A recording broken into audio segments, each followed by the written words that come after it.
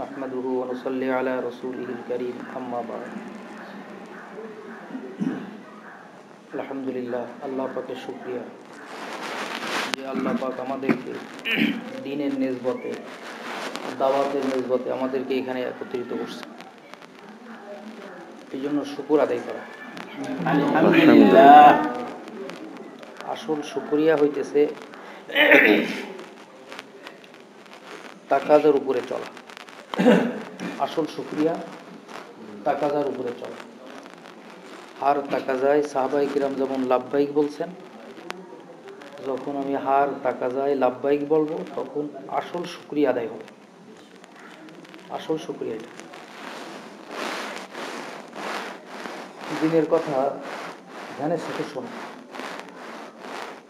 আমলকে সুন্দর করার নিয়তে আমার আমলকে সুন্দর করতে হবে, এই জন্য ধ্যানের সাথে কথা শুনতে হবে। হাদিসে আসছে দিনের কথা যে ব্যক্তি ধ্যানের সাথে শোনে, ভালো ভালো কথার উপরে আমল করে, ওই ব্যক্তি হইতেছে জ্ঞানী, হিদায়াতপ্রাপ্ত। এই জন্য অল্প সময় মুজাকারা, খুব ধ্যানের সাথে শোনে। তিন পরিবেশে মানুষের ভিতরে দিন নসিব হয়। এক হইতেছে এই যে নেক পরিবেশ। খুলনার আমির সাহেব হুজুর দামাত বরকাত উনি সেদিন বলতেছিলেন, এই যে নুরানি পরিবেশ, এই পরিবেশের মানুষের ভিতর এবং বাহির ঠিক হয়, ভিতর এবং বাহ্যিক আমল এটা সুন্দর হয়, ঠিক হয়। সব থেকে দামি জিনিস ঈমান, সব থেকে দামি জিনিস। তা ঈমান যেটা, এক হইতেছে আকলের ঈমান, আর এক হইতেছে দিলের ঈমান। আকলের ঈমান, এই আকলের ঈমানের দ্বারা নামাজ পড়া যায়, হজ করা যায়, যাকাত দেওয়া যায়, সব আমল করা যায় আকলের ঈমানের দ্বারা। কিন্তু এই আমলের দ্বারা কোনো ফায়দা হবে না, কেন? ঈমান আকলে। দিলের ঈমান হইতেছে আসল। আকলের ঈমান যখন মানুষের ঢোকে তখন আমল আপ ডাউন করে, এলোমেলো করে, আমল ধরে আবার ছাড়ে, আমল ধরে আবার ছাড়ে, আকলের ঈমানের দ্বারা। দিলের ঈমানের দ্বারা, যে ঈমান সাহাবায়ে কিরামের ছিল, ওই ঈমানের দ্বারা, দিলের ঈমান যেটা সাহাবায়ে কিরামের ছিল, ওই ঈমানের দ্বারা মানুষ আমলের উপরে মজবুত হয়, ইস্তেকামাত হয় আমলের দ্বারা। তা বলে যে যখন আকলের ঈমানের দ্বারা মানুষ হালতে পড়ে তখন তার দিল মাখলুকমুখী হতে থাকে। আমলের দ্বারা বলে যখন আকলের ঈমান থাকে মানুষের ভিতরে, তখন কোনো হালাত আসলে তার দিল আগে মাখলুকের দিকে মুতাসসির হয়, মাখলুকের দিকে ধাবিত হয়, আর ওইটাকে সে রব বানাইছে। আকলের ঈমান যখন মানুষের ভিতরে থাকে তখন কোনো হালাত আসলে সে মাখলুকের দিকে আগে তার দিল চলে যায়, কারণ মাখলুককে দিলের ভিতরে রব বানাইছে। আর যখন দিলের ঈমান পয়দা হয়, হাকিকত ঈমান যখন পয়দা হয়, তখন সে কোনো হালাত আসলে সে আমলের দিকে রুজু হয়, আমলের দিকে রুজু হয়। এই জন্য ঈমান যখন দিলের ভিতরে ঢুকলো, এর কিছু আলামত উপরে বাহ্যিক সূরাত আছে, বাহ্যিক দেখা যাবে, যেটা সাহাবায়ে কিরামে যেটা ফল প্রকাশ পাইছে। একটা হইতেছে, এক নম্বর যেটা, যখন দিলের ঈমান যখন দিলের ভিতরে ঢুকবে, আসল হাকিকত ঈমান যখন দিলের ভিতরে ঢুকবে, তখন এক নম্বর তার ইতাআতের মাদ্দা তার ভিতরে পয়দা হবে, ইতাআত। দুই নম্বর তার ভিতরে তাকওয়া পয়দা হবে, তাকওয়া। তিন নম্বর তার ভিতরে সবর শুকর পয়দা হবে, সবর শুকরের জিন্দেগি তার ভিতরে আসবে। এইটা হইতেছে বলে যে ঈমান ভিতরে আসার ফল, তার বাহ্যিক সূরাত, তার মানে যে কি বলে, যেটাকে বাহ্যিক যেটা দেখে দেখে চেনা যাবে, সেটা হইতেছে ভিতরের ঈমান যখন আসবে তখন তার ভিতরে এক নম্বর আগে আসবে, সেটা তার ভিতরে ইতাআত পয়দা হবে। তার ভিতরে ইতাআত মানার এক যোগ্যতা আল্লাহ পাক তার ভিতরে দিয়ে দেবেন। তাকওয়া তার ভিতরে পয়দা হবে, ইতাআত। হাদিসের ভিতরে আসছে এতাআত হইতে, হযরতজি বলেন এতাআত হইতেছে এই কামের জান, এই কামের জান, এই কামের হিদায়াতের দরজা, হিদায়াতের সিঁড়ি, হিদায়াতের সিঁড়ি। বলে যে হাদিসের ভিতরে যার ভিতরে এতাআত নাই, ইসলামের কোনো অংশই তার ভিতরে নাই। এতাআত মানে মানা। আল্লাহ পাক হুকুম করছে না নামাজ পড়া, আল্লাহ পাক দাওয়াতের কাজ করার কথা বলতেছে না, এগুলো সব এতাআত। আল্লাহকে মানা, রসুলকে মানা, আমিরকে মানা। বলে যখন দিলের ভিতর ঈমান ঢুকবে তখন 1 নম্বর তার ভিতরে এতাআত পয়দা হবে। আর এতাআত যখন আসবে তখন হিদায়াতের দরজার ভিতরে সে ঢুকলো, হিদায়াতের সিঁড়ির উপরে উঠলো, সিঁড়িতে উঠলো সে। আর যার এতাআত নাই, ইসলামের কোনো অংশই তার ভিতরে নাই। এই জন্য মেহনত করে করে আমার দিল, আকলের ঈমানকে আমার দিলের ভিতরে বসাইতে হবে। আমার আকলের ঈমানকে আমার দিলের ভিতরে বসাইতে হবে। সাহাবায়ে কিরাম ঈমান দিলের ভিতরে ঢুকাইতে এক জবরদস্তি মেহনত করছে। সেটা হইতেছে কি, ঈমান শিকার জন্য আল্লাহ পাক রব্বুল আলামিন দাওয়াতওয়ালা কাম এই উম্মতের উপরে দিছে, দাওয়াতওয়ালা কাম। কিন্তু এই কাম কিভাবে করবে? বলে যে এতাআতের সাথে এই কামকে করতে হবে, দাওয়াতওয়ালা কাম। এই জন্য দাওয়াতের মেহনত ঈমান শিকার মেহনত। হযরত 14 সালের ইজতেমার ভিতরে কম বেশি উনি বলতেছিল যে দাওয়াত, মস্ক আর দোয়া, 3 রাস্তার দিয়ে মানুষের ভিতর ঈমান আসবে। দাওয়াত হইতেছে সব মাখলুককে অস্বীকার করা, আসমান, জমিন, পাহাড়, পর্বত, সব কিছুকে প্রথমে অস্বীকার করতে হবে। এটা 1 নম্বর প্রথম সবক। 2 নম্বর সবক বলছিলেন নিজেকেও নফি করতে হবে, যে আমার থেকেও হয় না, আমার মেহনতের থেকেও হয় না, এই কথার দাওয়াত মানুষের ময়দানে আমাকে দিতে হবে, আমার জবান দিয়ে দিতে হবে। 1 নম্বর সব কিছুকে অস্বীকার করা, এটা অর্ধেক দাওয়াত, অর্ধেক ঈমান। আর অর্ধেক ঈমানের দ্বারা মানুষের নাজাত মিলবে না। বলছেন সব কিছুকে তো অস্বীকার করা, বলে যে অর্ধেক ঈমান অর্ধেক দাওয়াত। আর নিজেকেও নফি করা, যে আমার থেকেও হয় না, আমার মেহনতের থেকেও হয় না। তখন এই কথা বলার দ্বারা তার দিলের ভিতরে, দিমাগের ঈমান তার দিলের ভিতরে ঢুকতে থাকবে। আর যখন দিমাগের ঈমান দিলের ভিতরে ঢুকবে, তখন এই ব্যক্তি গাছকে, দিনের তাকাজাকে, কারণ সে তো মাখলুক, সে তো দাওয়াত দিচ্ছে মানুষের ময়দানে যে আমি মাখলুক, আমার মেহনতও মাখলুক, আমার দ্বারাই যেমন হয় না, আমার মেহনতের দ্বারাও হয় না। এই কথা সে জমিনে বলতেছে, মানুষের ময়দানে বলতেছে। বলার কারণে তার দিলের ভিতরে এই কথার বিশ্বাস পয়দা হইতেছে। বলে যে এই ব্যক্তি 3 দিনে জামাত, বছরে চিল্লা, গাছতের দিন গাছতে হাজির হওয়া, ঘরের ভিতরে তালিমের এহতেমাম করা, দিনের তাকাজাকে আগে রাইখা, দুনিয়ার তাকাজাকে পরে রাইখা চলা, এই ব্যক্তির জন্য কোনো কষ্ট নাই। সে তো মানুষের কাছে বলতেছে যে আমি মাখলুক, আমার মেহনতও মাখলুক, আমার দ্বারাই যেমন হয় না, আমার মেহনতের দ্বারাও হয় না। এই কথা মানুষের দ্বারা দ্বারা বলতেছে। তাহলে সে যদি এই কথা তার দিলের ভিতরে, কারণ দাওয়াত না দিলে ঈমান আসবে? বলেন, দাওয়াত না দিলে ঈমান আসবে। হাদিসের ভিতরে আসছে যে জিনিস তোমার ভিতরে আনতে চাও ওই জিনিসের দাওয়াত দাও। তা আমি আনতে চাই কি? ঈমান। তাহলে আমি যদি এই কথা দাওয়াত না দিই, হযরত বলতেছিল এই কথা দাওয়াত দাও, তাহলে ওই কথার ইয়াকিন তোমার দিলের ভিতরে আসবে, তখন হার তাকা যায় তুমি চলতে পারো। আর দিলের ভিতরে ঈমান না আসে, তখন দেখা যাইতেছে যে আমি 3 দিনে জামাতে রক্ত আসছে, আমি 3 দিনের জামাতে আমি না যেয়ে আমি খেতে বসে আছি, আমি 3 দিনের জামাতে না গিয়ে আমি দোকানে বসে আছি। কারণ দাওয়াতের কাম কি জন্য দিছে আমাদের? কি বললাম? ঈমানকে শিকার জন্য। এখন ঈমানকে শিকারের জন্য দাওয়াতের তাকাদা আসছে। এখন আমি 3 দিনে জামাতে না গিয়ে আমি ঘরে বসে আছি, দোকানে বসে আছি, তাহলে আমি বলে যে আমার ওই আকলের ঈমান আমার দিলের ভিতরে ঢুকি নাই, আকলের ঈমান আমার দিলের ভিতরে ঢুকি নাই। গাছতের দিন আমি গাছ বন্ধ করে আমি দুনিয়ার কাজের ভিতরে লিপ্ত আছি, বলে যে আমার আকলের ঈমান আকলে রয়ে গেছে, আমার দিলের ভিতরে ঈমান ঢুকি নাই। যদি ঢুকতো তাহলে আমি তো মাখলুক বলতেছি, আমার মেহনতও মাখলুক বলতেছি, তাহলে আমার দ্বারাই হয়, এটা প্রমাণ হয়ে গেল।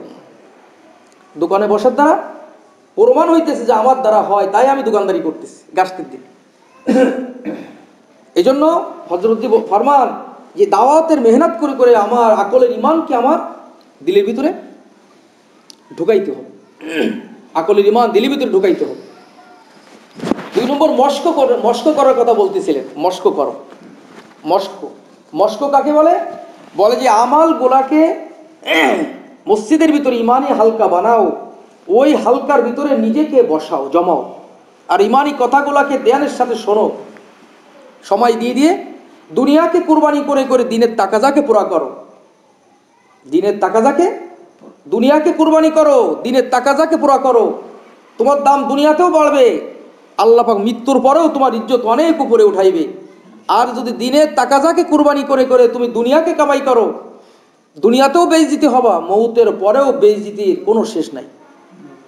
এই জন্য বলে যে মহল্লার ভিতরে ইমানি হালকা বানানো, দাওয়াত তালিম ইস্তেকবালের সুরাতে মেহনত করা, মসজিদে জমে সময় দেওয়া, দাওয়াত দেওয়া, মসজিদে সময় দেওয়া, আর আল্লাহর কাছে দোয়া করতে থাকা, এ আল্লাহ আপনি আমার ইমানের হাকিকত দান করেন।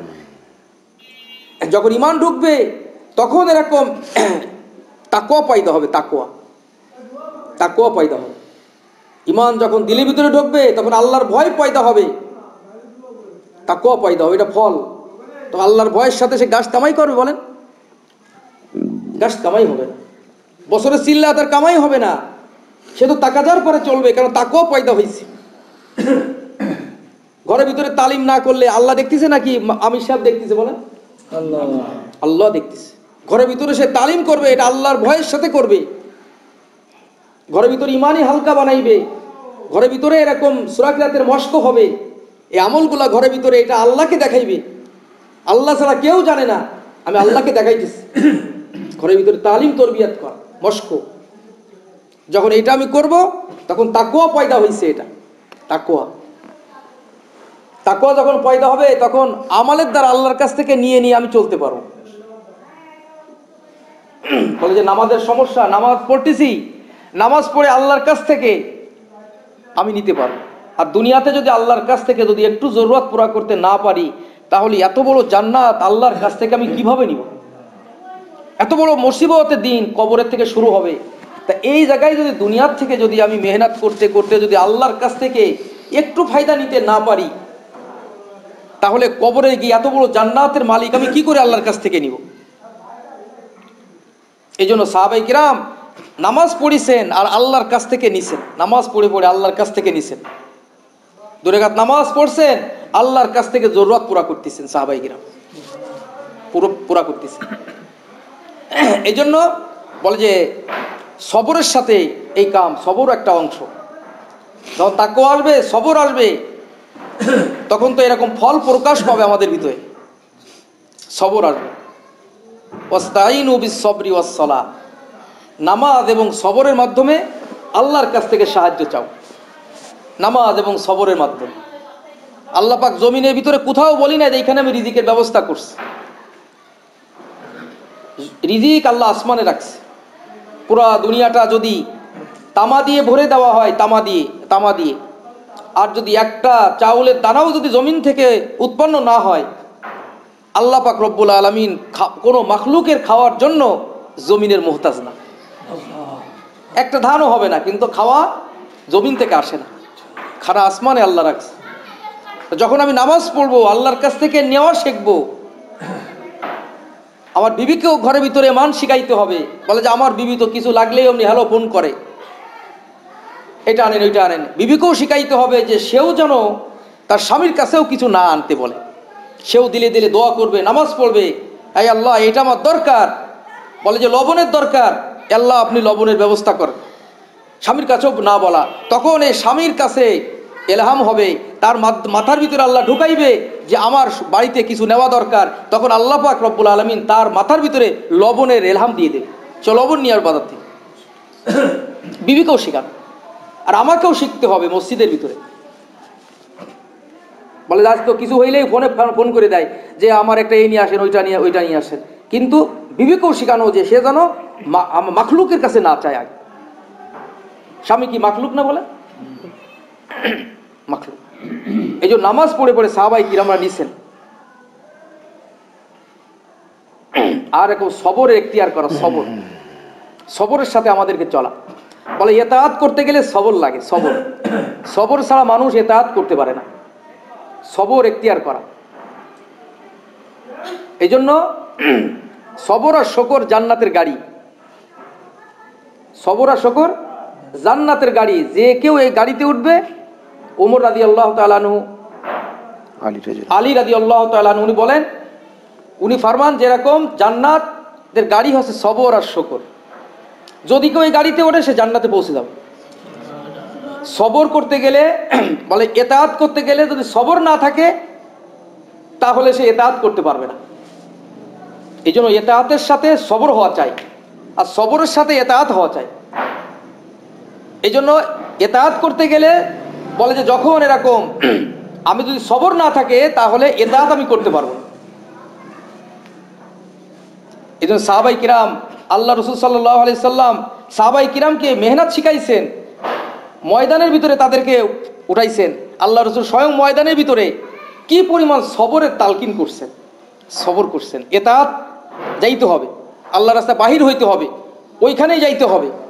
বদরের ভিতরে বলে যে সাহাবায়ে কিরামরা বলে যে ওখানে জানতেন না যে এত বড় জিহাদ হবে, ওইখানে এত বড় বলে যে ফাইট হবে, 1000 তাদের মোকাবেলায় 313 জন মোকাবেলা করতে হবে, এটা জানতেন না। তাদেরকে নিতে নিতে সেদিন এক মুফতি সাহেব বললেন, যদি অনেকে জানতো যে এরকম এরকম হালত আসবে, অনেকে ওইখান থেকে চলেও যেত, কিন্তু আল্লাহ রাসূল বলি নাই কাউকে, সবাই নিয়ে গেছেন ওইখানে।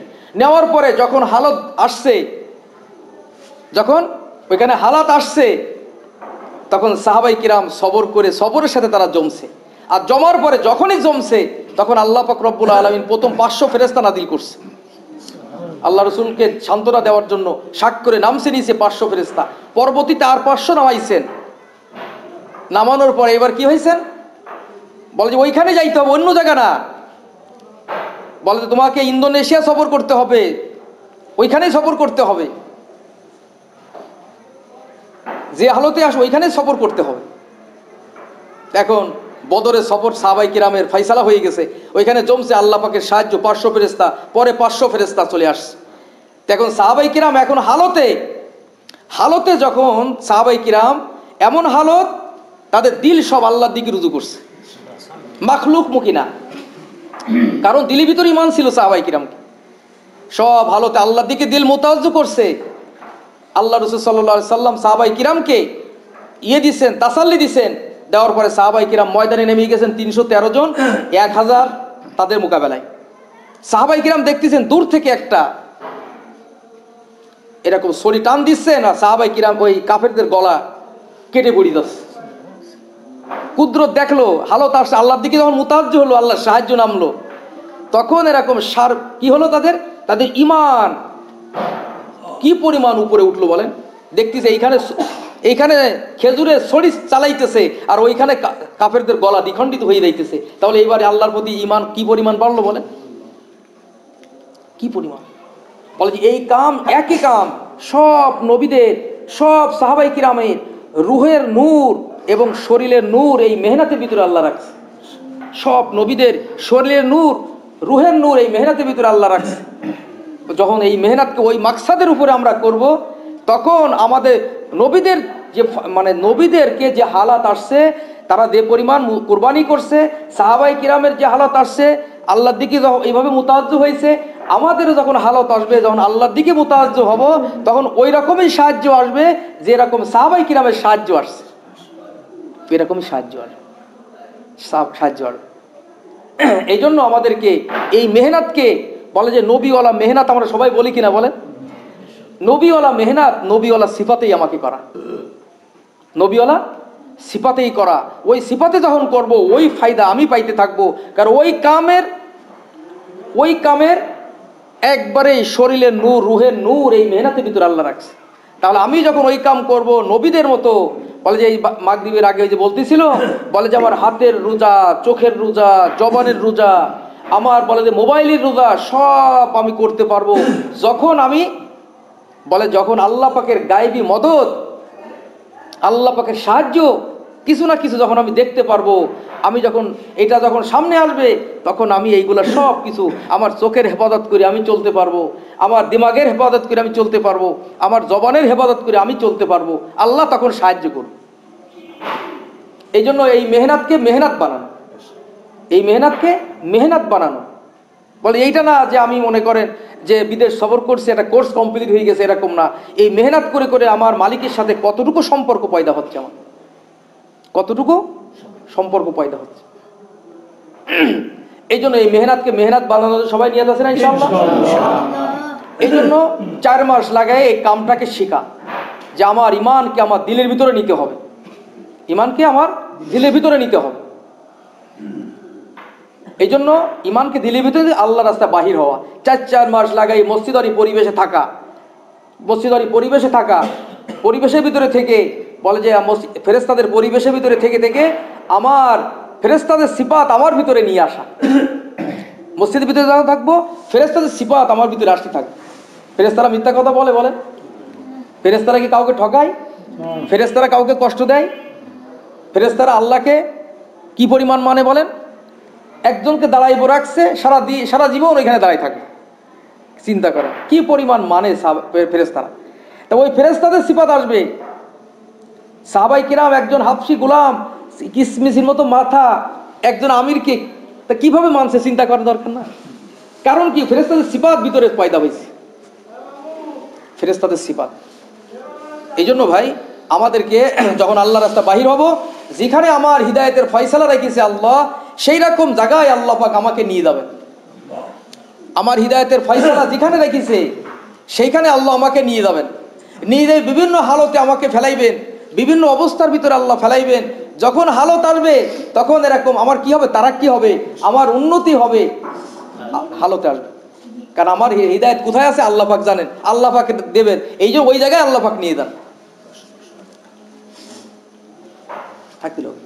এই জন্য মুসা আলাইহিস সালাতু ওয়াস সালাম ঘটনা আসছে এক, উনি নবুয়তি পেলেন কখন? নবুয়তি পেলেন যখন আর কি একটা ছাগলের বকরি, উনি ছাগল চড়াইতেন। আর এটা উম্মাত চড়ানো, আমাদের এই মেহনত, উম্মাতকে নিয়ে সফর করা, উম্মাত নিয়ে চলা, উম্মাতের মিজাজ এক একজনের এক এক রকম। তা নবীদেরকে আগে ছাগল চড়াইছে, ছাগল চড়াই চড়াই তা বিভিন্ন জায়গায় সফর করতে করতে এখন এক ময়দানের ভিতরে নিয়ে গেছেন। 5 দিনের জোরের ভিতরে বলছিল কথা। তো এখন একটা বকরি থেকে একটা পালের থেকে একটা বকরি পালাইছে, দৌড়াইতেছে। তা মুসা আলাইহিস সালাতু ওয়াস সালাম এখন চলতেছেন, ওরা পিস পিস দৌড়াইতেছে। দৌড়াইতে দৌড়াইতে দৌড়াইতে এখন ধরছে, ধরে এরকম আবার বুকে জড়াই ধরে আবার চুমা খাইতেছে, চুমা খাইতেছে। বকরিকে বলতেছেন যে আরে তুই এত কষ্ট করলি, তুই আমারও কষ্ট দিলি, আবার চুমাও খাইতেছে, দিলে মোহাব্বত। তা আল্লাহ পাক দেখলেন যে এই অবস্থাও, এই কষ্টর ভিতরেও এখন তারপরও ছাগলের ছানাকে চুমা খাইতেছে, কোনো কষ্ট দিল না। তা আল্লাহ পাক যখন দেখলেন এই অবস্থায় যখন ছাগলকে কোনো কষ্ট দিল না, তখন আল্লাহ পাক রব্বুল আলামিন এরপরে তাকে নবুয়তি দান করলেন। তো এই উম্মাত দিয়ে আল্লাহ কাম নিবে, কোথায় আমার হিদায়ত আছে, এই জন্য সেইখানে আমাকে আল্লাহ নিবেন, 4 মাসের সফরে নিবেন। ওইখানে গিয়ে আমার আল্লাহ তরবিয়াত করবেন, হিদায়তের ফয়সালা করবেন। ওই জায়গায় আল্লাহ পাক আমি বিভিন্ন হালতে আমি জমবো, জমার পরে আল্লাহ পাক রব্বুল আলামিন পুরা দুনিয়ার, কারণ এই এত বড় দায়ীওয়ালা কাম আল্লাহ পাক পুরা দুনিয়ার খেদমত আমাকে দিয়ে আল্লাহ নিবেন, আমাকে দিয়ে আল্লাহ নিবেন। এই জন্য দায়ী, মাগরিবের আগে আলোচনা হইতেছিল, দায়ী কিছু সিফাত হওয়া চাই। দায়ী হইতেছে 2টা কাম করে দায়ী, একটা হচ্ছে বদ্ধ পানি আর একটা হচ্ছে প্রবাহমান পানি। 2 পানি, দায়ীর 2টো সিফাত থাকে। একটা হইতেছে প্রবাহমান পানির মতো থাকবে দায়ী, প্রবাহমান পানির মতো থাকবে, জোয়ার ভাটার পানি, মন নাপাক পড়ে, তারপরেও মন নাপাক পড়ার পরেও ওই পানি কোনো সময় নাপাক হয় না, হয় নাকি বলে? জোয়ার ভাটার পানি, নদীর পানি দেখছেন না, কোনো সময় নাপাক হয় না, ও নিজেও পাক। বলে যে ওইখানে যে গোসল করবে, যে ওযু করবে, সবাইকে সে পাক করে দিবে, করবে কিনা বলেন? আর বদ্ধ পানি, এক জায়গায় একটা পানি আছে, এখানে দেখলাম এক জায়গা পানি, ওইখানে ওযু করা যাবে না, যাবে নাকি বলেন? গোসল করা যাবে না। কারণ কি? ওই বদ্ধ পানি নিজেও না পাক, আর তার ভিতরে যে গোসল করবে, ওযু করবে, তাকেও নাপাক করে দিবে। আর দায়ী প্রবাহমান পানির মতো হবে, প্রবাহমান পানি। বলে যে সে নিজেও পাক, হাজারো মানুষকে, কোটি কোটি মানুষকে, লক্ষ কোটি মানুষকে সে পাক বানাইতে থাকবে, পাক বানাইতে থাকবে। আর যদি আমি বদ্ধ পানি হয়ে যাই, বলে যে আমি 3 দিনে যাইতেছি না, আমি আটকাই গেছি, আমি গাছ করতেছি না, আমি আটকাই গেছি, চিল্লাই যাইতেছি না, আমি আটকাই গেছি। বলে যে আমি বদ্ধ পানি হয়ে যাও। আর বদ্ধ পানি যদি হয়ে যায়, আমি নিজেও নাপাক হব। বলে যে আমার ঘরের ভিতরে যারা আমার বিবি বাচ্চা, আমার এলাকার লোক সবাইও আমার সৌবতে দ্বারাই আসবে, সবাইকে নাপাক বানাবো, সবাইকে আমি নাপাক বানাইতে থাকবো। এই যে প্রবাহমান পানির মতো হওয়া চাই, দায়ী সিফাত হবে প্রবাহমান পানির মতো। এই জন্য তৈরি আছে তো সবাই ইনশাআল্লাহ? এই জন্য 4 মাস আমাকে লাগাইতে হবে, 4 মাস। এটা প্রবাহমান পানি হবো, বদ্ধ পানি এক জায়গায় থাকবো না। এক জায়গায় থেমে থাকলে সে কি হবে? নষ্ট হবে। এই যে প্রবাহমান পানির মতো হইতে হবে। আর একবার 5 দিনের জোরের ভিতরে বলতেছিল যেরকম দায়ী হচ্ছে, আল্লাহ পাক কোরআনের ভিতরে ব্যবসার কথা বলছে, দায়ীকে ব্যবসা, তিজারত। এখন ব্যবসার কথা বলছে, ব্যবসা বলছে যে আমদানি আর রপ্তানি 2 জিনিস মিলে ব্যবসা। কি বলে? একজন লোক দোকান করে, মাল আনে আবার বিক্রি করে, 2টা হলে কি হয়? ব্যবসা হয়। একজন মাল আনে শুধু, দোকান খোলে না, তাহলে তার ব্যবসা থাকবে? বলেন, ব্যবসা থাকবে। আবার মাল আনে না, দোকান খুলে বসে থাকে সারাদিন, তাও ব্যবসা থাকবে তার? এই জন্য দায়ী যে সে আমদানিও করবে রপ্তানিও করবে, একটা করলে সে দোকান চলবে না, তার ব্যবসা চলবে না। আল্লাহ কোরআনের ভিতরে বলতেছে ইন্নালাকা ফিন নাহারি সাবহান তবিলা, ইন্নালাকা ফিন নাহারি সাবহান তবিলা, সাবহান তবিলা। আল্লাহ বলতেছেন যে ব্যবসার কথা। তোমাদের কি একটা উত্তম ব্যবসার কথা বলে দিব? সেটা হচ্ছে কি? জান মাল নিয়ে আল্লাহর রাস্তায় জিহাদ করা, আল্লাহর রাস্তায় মুজাহাদা করা। এখন এই ব্যবসা উত্তম ব্যবসা। এখন ব্যবসা চলবে 2 লাইনের মেহনতের দ্বারা। এই জন্য আমদানিও করতে হবে, রপ্তানিও করতে হবে। মসজিদে বৈশা 2.5 ঘন্টার বলে যে দাওয়াত তালিম ইস্তেকবালের আমলে মেহনত করতে হবে। আর বাহিরে মাঝে মাঝে বাহিরে যাইতে হবে, বাইরে থেকে আমদানি করতে হবে। আর মসজিদে আইসা রপ্তানি করতে হবে, মসজিদে রপ্তানি করতে হবে। মসজিদে বৈশা সাথীদেরকে আনে সবাইকে এরকম ইমানের উপর, আমলের উপরে উঠাইতে হবে। আবার আমার যখন ইমানের আরো বেশি প্রয়োজন হবে, তখন আবার আমদানি করতে হবে, আবার চিল্লাই বাহিরে যেতে হবে। আইসি আবার আমাকে বলে, আবার আমাকে আমদানি করে আনছি, আবার মহল্লাতে রপ্তানি করতে হবে। আমদানি আর রপ্তানি দায়ী সিফাত, এটা দায়ী সিফাত। যে দায়ী হবে, নবীরা ছিলেন দায়ী, সাহাবাই কিরামরা ছিলেন দায়ী। এই জন্য দায়ী সিফাত আনার জন্য 4 মাস কার কার নিয়ে তাদেরকে মহল্লার লোক বলি ইনশাআল্লাহ। বছরে আমাদের এখন বছরে 6 মাস, বছরে 6 মাস।